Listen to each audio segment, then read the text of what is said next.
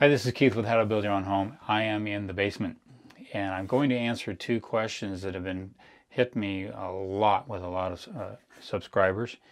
One of them is, should I remodel? And we're going to answer that question, what you should look for. And second of all, I got a really interesting question. I can't say this name, Praveg. I hope I said that name right. But it says, hello Keith, could you please make a video on the materials which have durability and a longer lifespan and can stay in the home for at least a century. So a century is not a decade, it's 100 years. So that's why I'm here in the basement. I'm going to answer two questions for you. A lot of people are concerned with building costs, material costs, and all that. And should they build new or should they remodel? Well, if you're going to remodel something and it's very, very old, I want you to look at a couple of things. I love to remodel. I love to take older buildings and make them last another 100 years, which is what I've done here in this basement. This is the basement of my own home. And so a couple of things to look at. If you're going to remodel and buy an old home, the first thing you want to look for is the foundation. Now this answers a lot of other questions. If you notice here, this here is basically what they would call a root cellar. I actually have some food storage in here. I've got some weed up here. But this here becomes a cold, dry storage for things. It was never meant for living or anything like that, just to store some stuff. So they poured this, and you can see how much aggregate was in the concrete at the time. They had no rebar back then, and so you notice that there's basically no cracks. It's just a lot of aggregate, and they had whatever cement they could to make it work. It's fine for the foundation for what's needed, but you notice that over time the rafters up here, the floor joists, will start to sag and you'll have a very uneven floor. So we came in and really supported these with some treated lumber over here, and I didn't land that lumber on the ground in case there was any kind of a leak or flooding down here. I wanted those off the ground, so I just took some good piers and support and put them on there and gave some good support. The floor up above is completely well supported. I've got another support right here. There's another one way back there. We were going to put in a tub, kind of a soaker tub, and that takes a lot of weight. So we actually reinforced that way back there as well to give some added support. And this was basically the rear end of the home, and we needed to really give it some support. We replaced all the plumbing, you'll see that.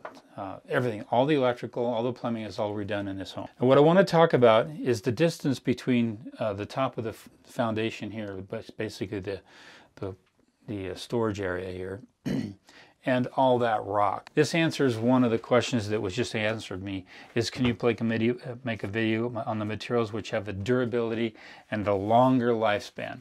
This home was built in 1919, so this home is over 100 years old.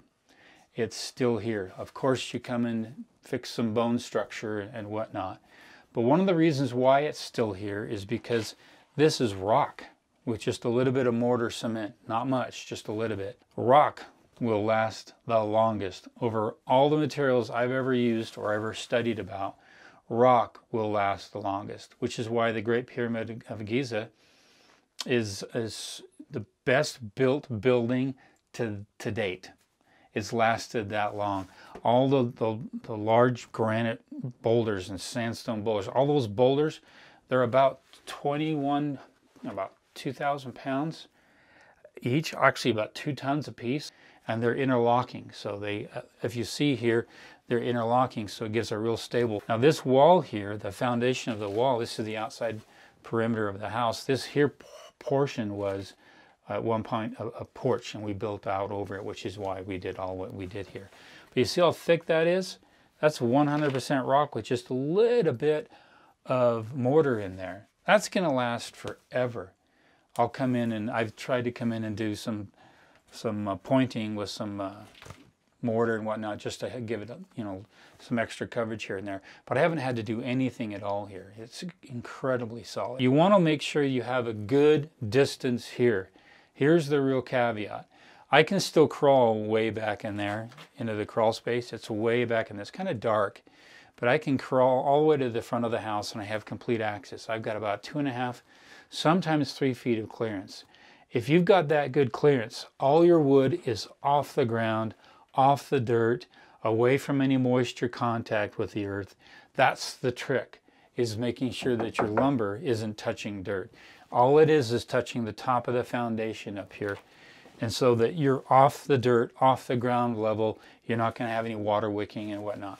The other caveat here is you can see out here in this little corner, we've got some ventilation going on. And you're going to want to make sure there's some ventilation. These are the old homes. In our homes today, we have encapsulated basements, encapsulated crawl spaces. But I didn't want to encapsulate this. It's lasted 100 years so far. Why do I want to kind of mess with it? So I want to make sure that my ventilation is there so that this continually breathes, and this will last another 100 years easy, especially with the roof I just put on. That's going to really help out quite a bit. One thing to keep in mind that these old homes don't have insulation in them, which is why one of the reasons why they last so long is because if they ever do get wet, they're breathing and drying off and breathing and drying off. What wears homes down is when something gets wet and it can't dry out and it goes into mold and it goes into rot and it starts to deteriorate the home. This home was designed to get wet, believe it or not, and then it was designed to dry off real quickly. So I didn't want to seal that up, but I do want, hopefully in the fall this time, I want to put some nice rock wool insulation inside the trusses here, the floor joists, because that's going to actually help insulate the upper part of the house. It's a little bit cold in the winter. You'll find those homes aren't very comfortable, but you can make them comfortable. Rock. If you're all looking for the most affordable thing to build, rock is probably the best thing to use. And if I was really strapped and I had an opportunity to get a piece of land and there was a lot of rock somewhere, I'd go like the pioneers did. And this here's an adobe home. So I've got a rock basalt, this is volcanic rock, as a foundation, and then they have adobe brick on top of all that. And that's just raw material. That's stuff you can literally go dig out in the dirt and find, and it's just labor intensive. So the more affordable you can go means there's going to be more labor, because it's going to be natural environment, natural materials that are out there. And I love old homes. They're great. Just make sure that if it is a crawl space, if it does have, you're not going to find slab-on-grade homes back in the day. Most of them are going to be something like this, where you've got a crawl space and accessibility. The neat thing is that you can change plumbing. I've changed all my electrical here. You can see the electrical. I pulled all that through. All the guts of this home are all brand new, but the foundation is the original foundation. That should answer your question. Is the most lasting material is rock. And if you can find an old home that's got a foundation of rock like this, really well established. The house next door isn't built like this. I barely have a crawl space of 6 inches, and the entire floorboard of that home is rotting away. And the only solution there is either to blade the home, tear it down, which is not my recommendation. I go in and cut out all the rotted floorboard, literally all the rotted floorboard, and I would actually pour a monolithic slab inside that home and reroute plumbing and reroute electrical. So when you walk in that home, you've got a solid concrete foundation, but you preserve the bone structure of the home. There's no need to kind of tear down old homes like that if you can preserve them. Sometimes you got to tear them down. They're so bad and poorly done. But the trick is make sure there's separation. The house is up, it's lifted up, it's got air, it's moving away from the dirt level, which is really right there. That's the dirt level right there. If you got the house up that far, you've got some breathing room, and it can last, and you give it a long life. This is Keith Kales talking to you from the basement, answering some questions for you from How to Build Your Own Home.